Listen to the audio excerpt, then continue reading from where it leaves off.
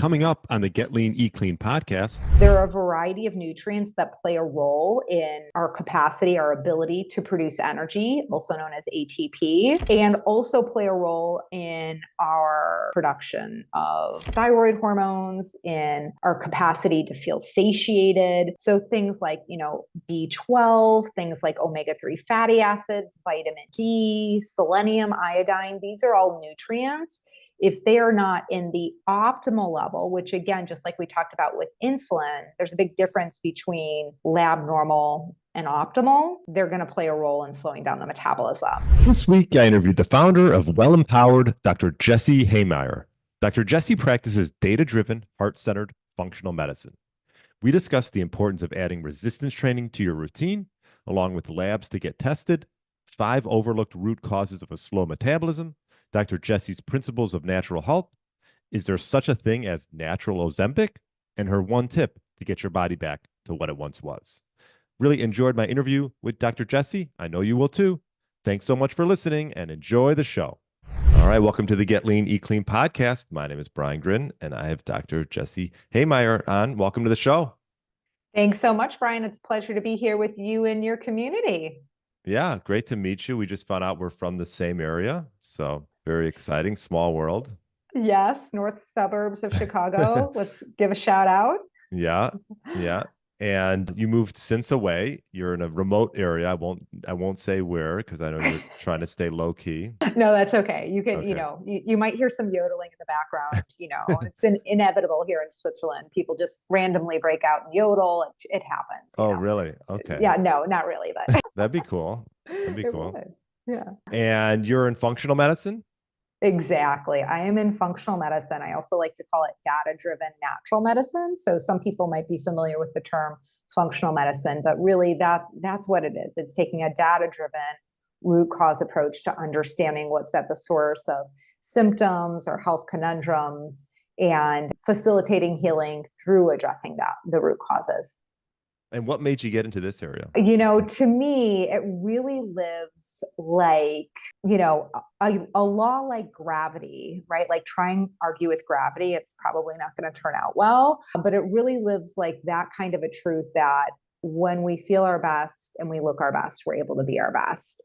And at least that's how it has been in my experience. And so along the way, I've played different roles in the area of guiding people on their health journey. And when I got cued into this type of work, it really just powerfully spoke to me for the difference it made for me, and also for my desire to be able to contribute to people on their journey, right, and to guide them in their own path to resolving symptoms and really being able to have their health handled, fundamentally speaking.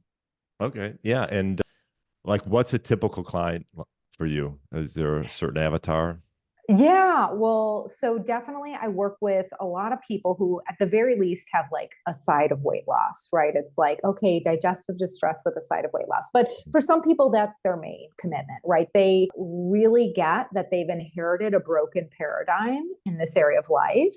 And they know there's a way to solve the conundrum called, arriving at a weight where I just feel my best, right? And being able to sustain it, but they don't know how. So weight loss is definitely a big thing that I work with people on.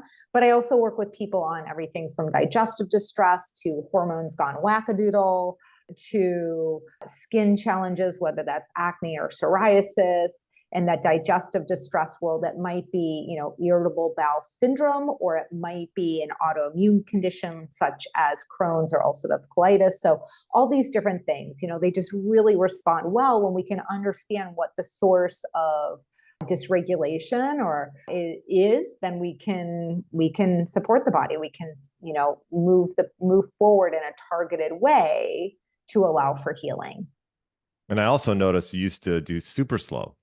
Exactly. Well, and that was so in 2002, I was at 25, I was a co-owner of the first boutique strength training facility in Chicago. Okay. So with a husband and wife, they were my business partners. We opened Citywide Super Slow. I think I know them. And I know who they are. Keith and Yeah. Denise. Yeah, we Yeah. can say their names. Yeah. It's Yeah. Oh, Keith yeah, and, yeah, great. it's Keith and Denise Morton. Is that right? Yes, Yeah. exactly. You Wow. got it. You got it. I actually, just funny enough, met up with their daughter last weekend. Coincidentally, she and her husband were in the same place as me and my husband, and we figured that out on Instagram, the wonders of Oh, social media, right? yeah. But yes, so we went into business together, and in 2002, and then after about 4 years, I sold my half.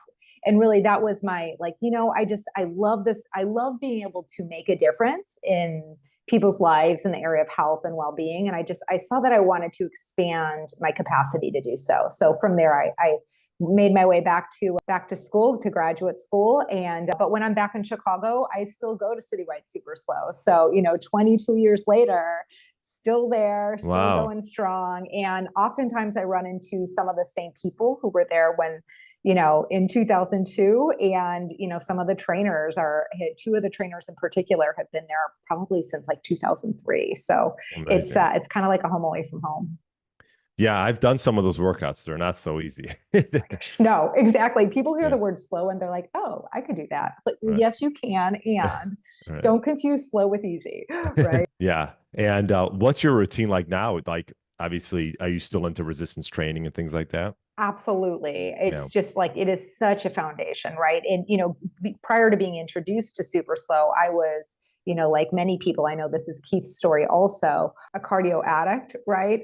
Wow. And, had run a marathon a year after graduating from college. And I went to UCLA undergrad. And, I joke that I engineered my class schedule around my workout schedule, which is not actually a joke. It's actually true. So, I do love to move, and movement is still a big part of my life, but strength training is absolutely, like foundational. Here, in the absence of, going into super slow, I do still do slow strength training. I just do it with myself, and typically get in there for that about 2 days a week. And then, hiking and walking a lot are big parts of my days and weeks. Yeah. Yeah, I agree. Resistance training should be the foundation of individuals' workout routine, especially like as we're aging. It's that much more important. Absolutely. I mean, like you, right?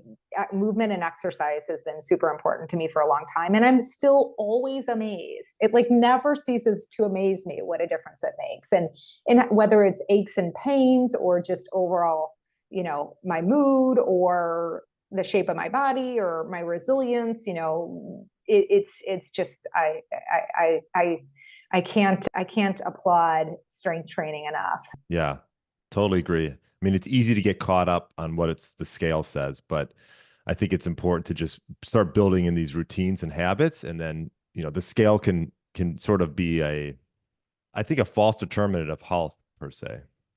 I totally agree. I think about the scale as a side effect, right? Right. Like the scale is going to say what it's going to say. And if you're doing what you know to do to honor your health as sacred, and, like that's a journey, right? Perfection's a myth. Everybody's got their own journey. But if people are really doing that, engaging in that work in earnest, then the side effect is the scale's just going to look how it looks, and your body's going to find a place that it really is meant to be. Like you, I don't get overly caught up on the number on the scale for myself or for others. I really want to look at the whole picture. I want to see the labs. I want to see that the labs reflect vitality. I've worked with people who plenty of times who they've lost a lot of weight, and still categorically speaking, like BMI wise, they're still in the obese range, but they're metabolically healthy. And it's like, okay, well, you are metabolically healthy, or every metric related to your heart health is fabulous. Every metric related to your insulin sensitivity is fabulous. Right. And, this is just where your body's going to be right now. So just keep doing what you're doing. Yeah, totally agree. What type of lab markers do you sort of look at? I mean, obviously, there's a lot to look at there, but are there certain ones that you sort of stand by? I will say, Brian, when I send someone to go do labs, I let them know, I'm like, you're going to feel like you're donating blood because we're getting a lot of information, and we really do. But certainly there are some mainstays, right? I want to know inflammation, right? Inflammation, inflammatory markers, which is a knowable thing, right? Sometimes people suspect inflammation is elevated based on symptoms. They might say, oh, my joints hurt, or my skin's red, or I'm bloated. And to them, maybe they feel like that might be connected to inflammation. And oftentimes they're right. But way more often than not, inflammation is silently elevated. But we can test that. We don't have to wonder, right? So things like HSCRP and homocysteine, those are kind of mainstays for me. I might look elsewhere if I have whether it's in the gut. ESR is another inflammatory marker. I don't use that as much because it's kind of more about like an acute infection rather than long term. But those are some things that I always look at. Certainly insulin sensitivity via fasting insulin. And then there are some fancier assessments we can do on that. There are a variety of nutrients I'm always looking at because these are all interrelated, right? If inflammation is elevated, yeah, we need to know that, but we also need to see if we can figure out why it's elevated. And it's oftentimes, multiple factors coming together. And then we have regular things like a comprehensive thyroid assessment rather than just one number, TSH. And yeah, I will assess heart health through a cholesterol panel, but I do much, much more than that. I'm looking at ApoA and ApoB and lipoprotein A, and just all kinds of other markers that give us greater insight into what's the likely future. We want to be voting for health and vitality and what's known as compression of morbidity. And, compression of morbidity is fundamentally saying, like, what we would all wish for is to, live a very long and very healthy life and, like frolic in the ocean on one day at 120 and then like wake up dead the next day, right? That's compression of morbidity. Oh, I gotcha. I've never heard it termed that way, but now Yeah. I gotcha. Okay. Yeah.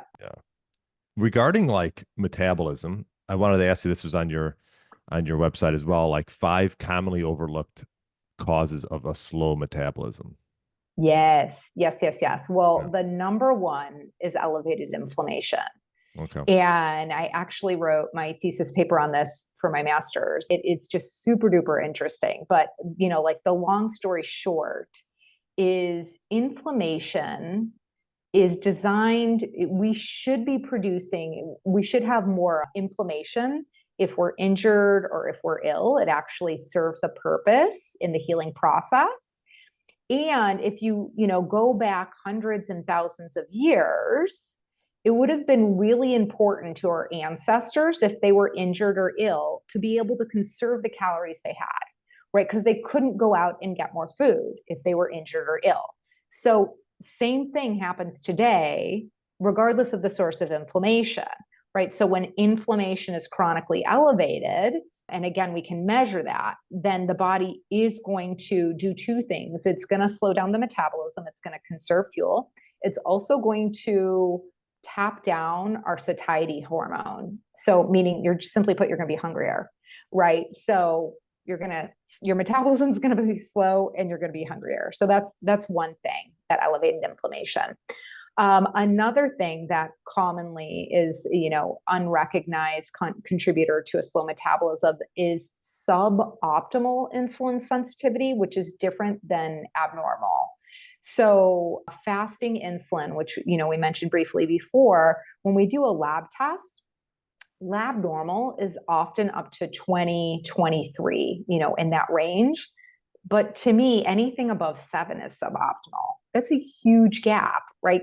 People are going to be getting, green light, everything's great, and their fasting insulin is 11, 12, 13, 14, 15. Mm-hmm. To me, it's like the sirens are already going there.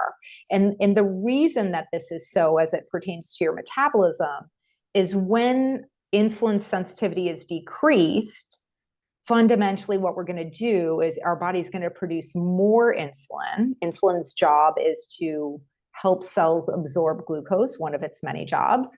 And so when the cell doesn't hear the message of insulin, which is decreased insulin sensitivity, then our body's just going to produce more insulin. But the other job of insulin is to tell the body to store fuel, AKA conserve it. Don't, store fat, right? So impaired insulin sensitivity, suboptimal insulin sensitivity, again, I see that as anything above 7 is going to affect our metabolism. Number 3 is, I like to say, detox pathways gunked up. I know, very technical term there, but simply put, when our detoxification pathways, which the word detox is like super chic these days, right? But it's actually referring to, kind of 3 foundational processes. We could say more, but at least 3.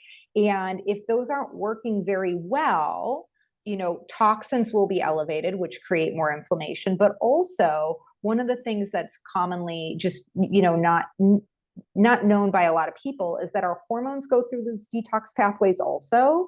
So when our hormone metabolism is altered, so too is whether we're storing fat or burning fat. So sex hormones in particular, and estrogen being the main player in that one. So detox pathways gunked up is definitely going to play a role there.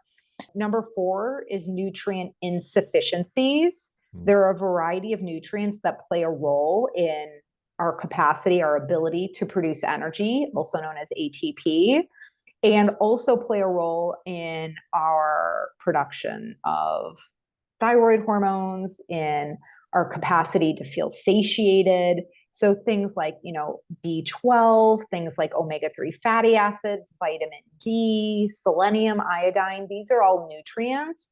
If they are not in the optimal level, which again, just like we talked about with insulin, there's a big difference between lab normal and optimal. They're going to play a role in slowing down the metabolism.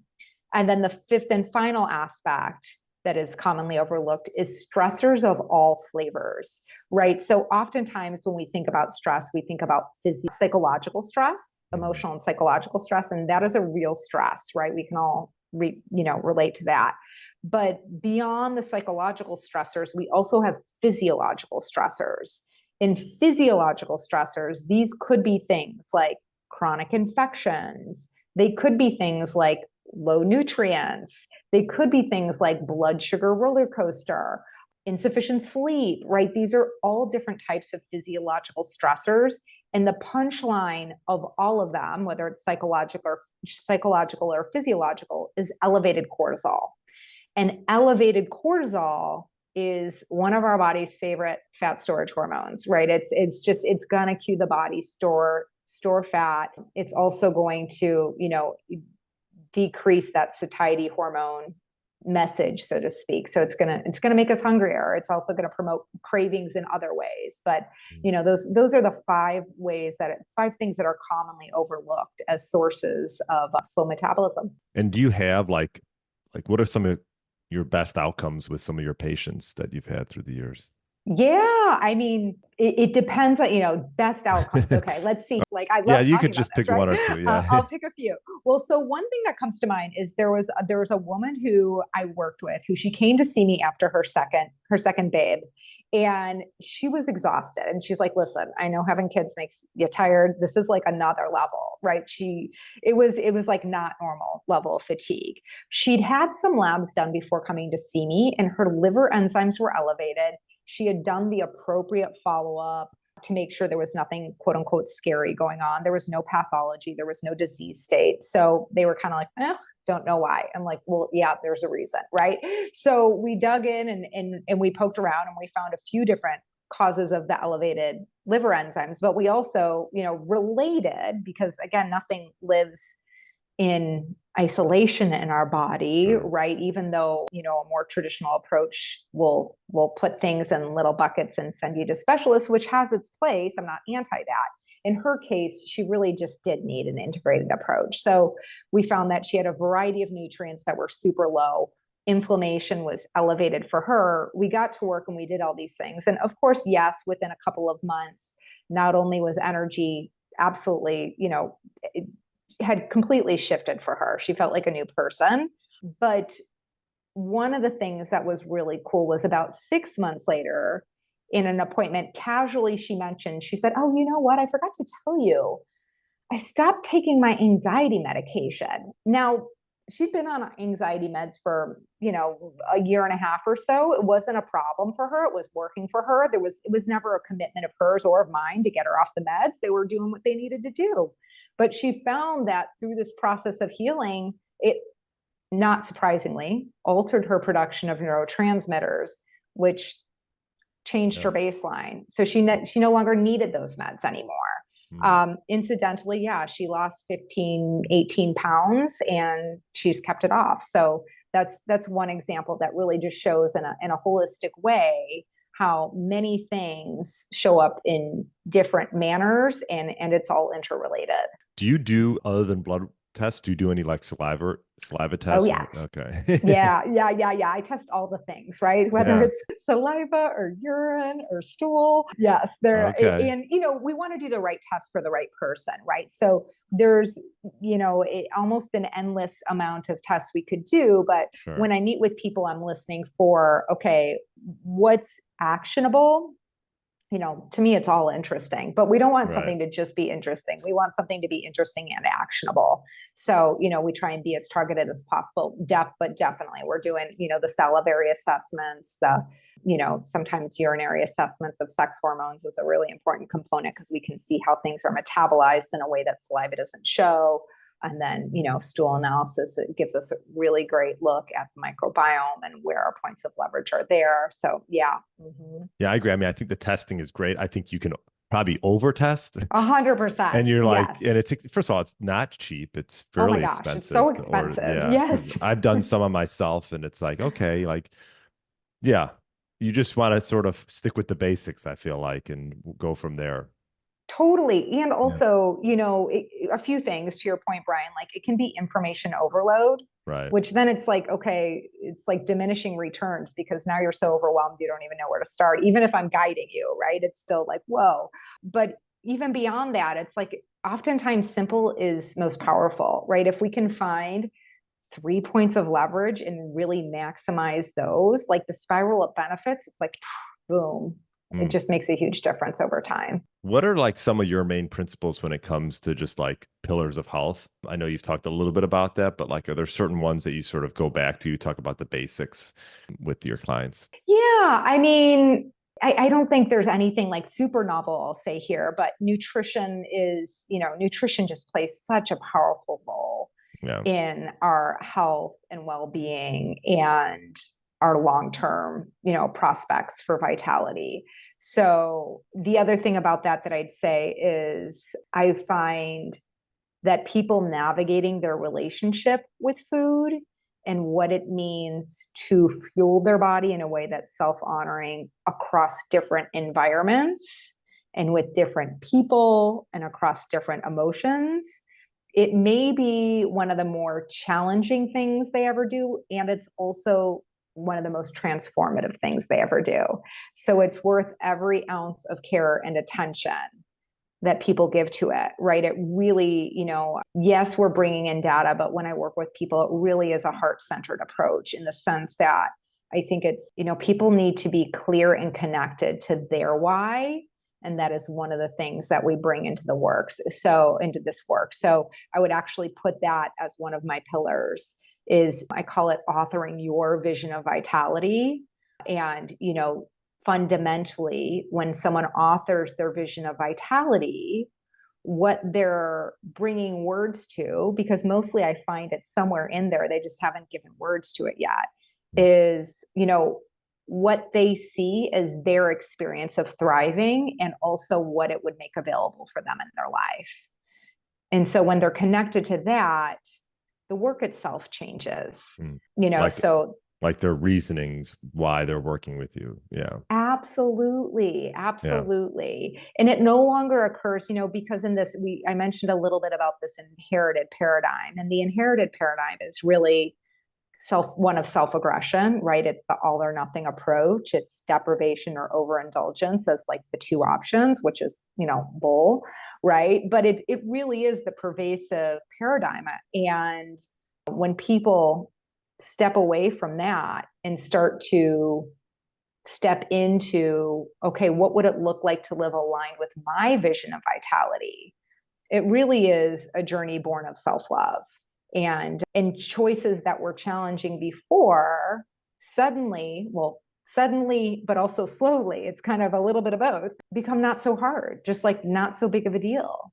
Right. And it's really, it's such a joy to witness that shift. I'm curious, going from like North Chicago to Switzerland, like, do you find culturally and how they eat, like, are you like, wow, no wonder people over here are not obese and healthy? Like, what do you see culturally differently from? Yeah. Yes. Okay. Well, the number one thing that I see is we Americans, and just because I'm live here, I'm no less American than I was 10 years ago, right? We are spazzes. I mean, we are total frenetic spazzes. Like the pace we move at Oh, is compared to it's just like Switzerland. laughable. Oh my Yeah. gosh. I have to like check myself when I'll go into the grocery store and I'm not even in a rush. And I'm like, I've got my like Right. sprinting arms going. I'm like, oh my God, cool it. What is the problem? Right. So first of all, just overall, their pace of life is totally different. How they eat, like in the time they give to eating, is totally different. I mean, we live in Lucerne, and the majority of the shops and stores, now there's like the super touristy area where it's not going to be true, but the majority of the shops and stores elsewhere are closed from anywhere from an hour and a half to 2 hours for lunch, which is like laughable, right, to us. I mean, to me, I'm like, I mean, can't you just like eat while you're working like a normal person? But I mean, wow, what a great thing to actually prioritize. Okay, now we step away from work and we fuel our body, and we probably do that while we're socializing, which is great. Sure. So there's that aspect. And then, yeah, overall, like the quality of the food is less processed. There's no salads. There's no like sweet green salad store kind of place here. Like people aren't eating loads and loads of salad. They're just eating less processed food and a whole lot less of it as a whole. Yeah.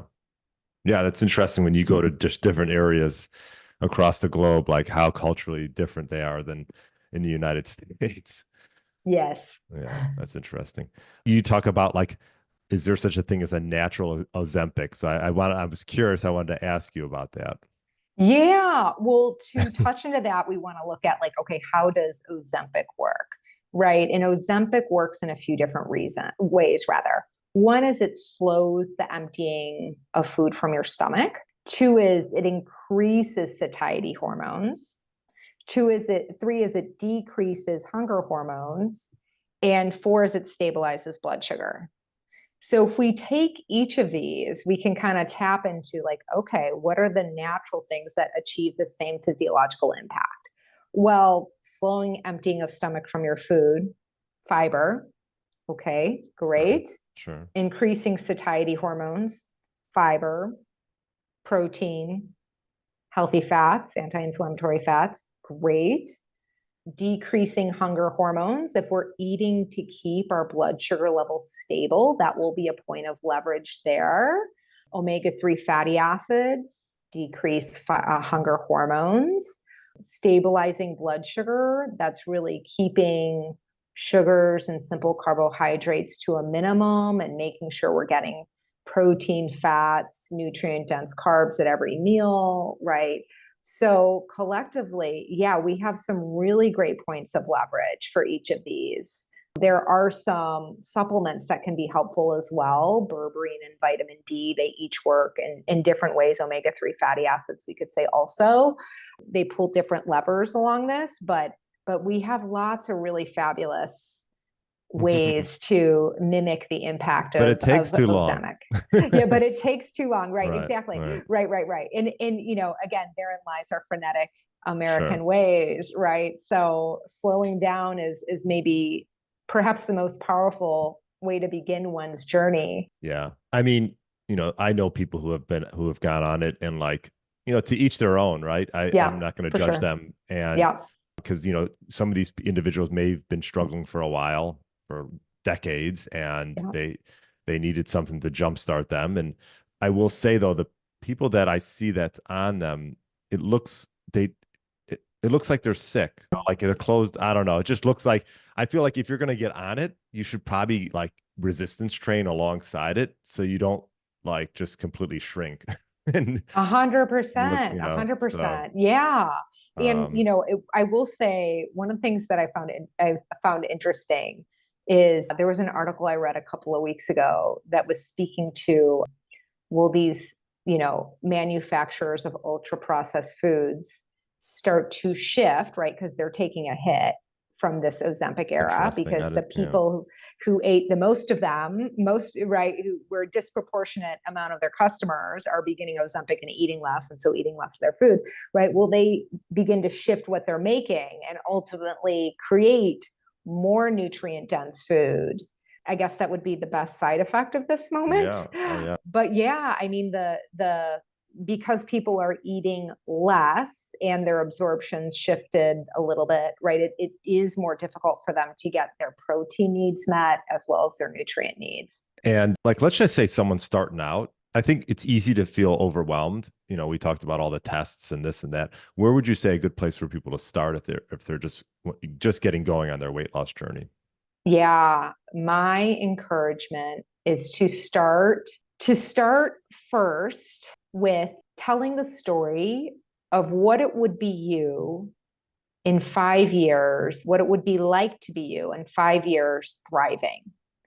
So fast forward 5 years and Mhm. tell the story in first person present tense of you thriving. And anything there is for you to say about that, what your experience is of yourself, of your body, your ease in making choices around fueling your body, your energy levels, what that makes available for you, the confidence with which you move about the world, how you're able to be there for yourself and others, whatever's there. Right. So Right. tell that story. And that's really like the first step to getting connected to your personal vision of vitality, the first step. So that's number one. And then the number two is, in the way of taking action, my invitation is to begin practicing asking and answering a question, answering the question in your actions. Hmm. But the question to ask is, what is my best game right now? What is my best game right now?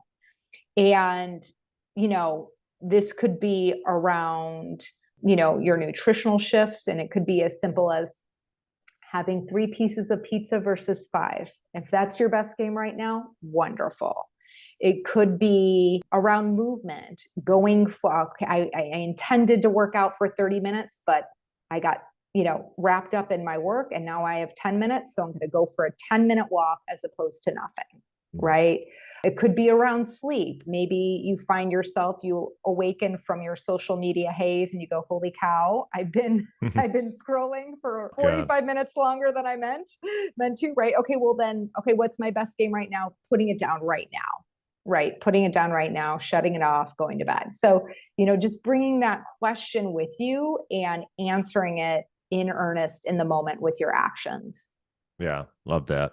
Yeah. I mean, it's all about just like taking that first step in, Yeah. in no matter what area you're looking at. I'm all about like, what are like the big mover, the small steps that can make like the biggest impact and start with Yes. those. Yeah. Those like low Yes. hanging fruits.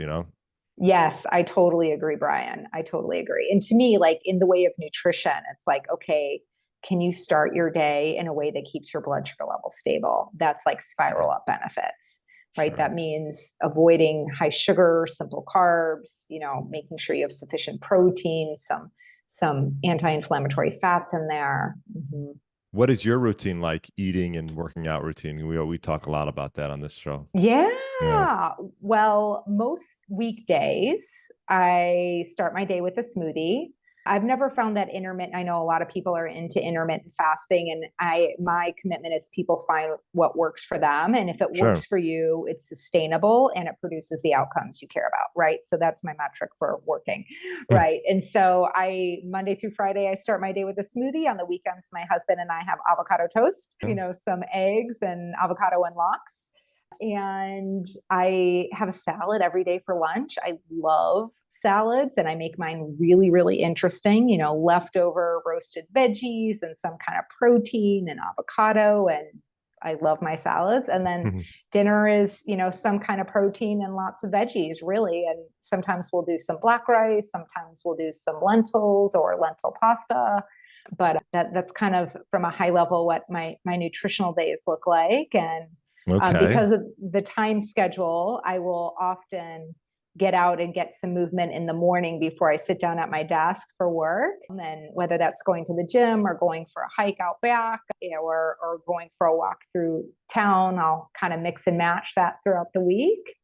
And and I mean, one of the nice things about being here is I do tend to be a bit more of a night owl. And so it works for me to work later in the evening, and then I get my 8 hours sleep. I wake up slowly, and that is a nice thing about it. Does it stay light late, or does it get dark early there, or does it? It's not too different than Chicago, Leon. Okay. We're a little further north, so it'll stay lighter later, but it's not like Sweden where it's like, I don't know how in the summer, I think there are periods where it's like 18 or 20 hours or something like that, but it's not like that here.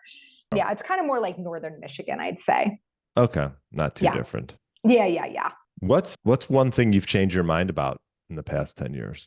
One thing I've changed my mind about. Oh, that's a really good question. Ooh. I mean, I'm sure there's lots. Let's see here. One thing I've changed my mind about. Oh, I would say, I don't know that this is really changing my sleep. Sleep would be the biggest thing, right?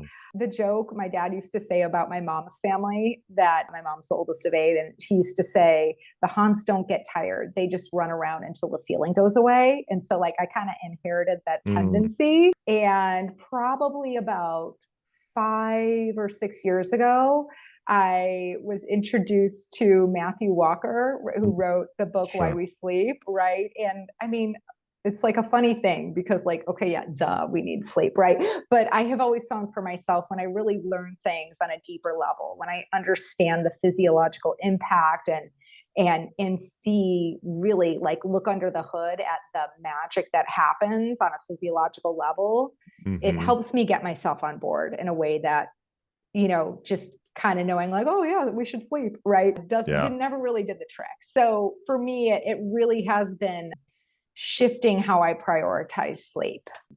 I can't say I'm perfect, but I am so much better than I used to be. And it's a game I'm always trying to, I can see a future in 5 years from now where it really is just almost second nature, that 8 hours happens almost period, no questions asked. Yeah. I would think most people probably who in their younger years didn't value sleep much, through college and beyond a little bit. And then as they've gotten older, they're like, wow, I need to value sleep, or I'm not operating at a good level. Yeah. Totally. Yeah, that makes sense. Well, this was great, Dr. Jessie. Where's the best place for people to find you? People can find me at wellempowered.com. And if you are interested in exploring working together, you can schedule a complimentary consultation. Just make sure you let me know Brian sent you, because you will be gifted 10% off if you choose to proceed in working together. And then on Instagram, I'm at wellempowered. Awesome. Yeah, I'll put a link in the show notes for people to take action and book a consult with you. Do they have to, can they fly out to Switzerland? Absolutely. If they want to do it in person, listen, I will take you hiking. I'm all for it. Yes. Hey, that sounds fun. Yeah. Excellent. Well, I appreciate you coming on, sharing all the knowledge, and enjoy the rest of your day. And thanks again. Thanks so much, Brian. It's been a treat to connect with you today. Thanks for listening to the Get Lean, Eat Clean podcast. I understand there are millions of other podcasts out there, and you've chosen to listen to mine, and I appreciate that. Check out the show notes at briangryn.com for everything that was mentioned in this episode. Feel free to subscribe to the podcast and share it with a friend or family member that's looking to get their body back to what it once was. Thanks again, and have a great day.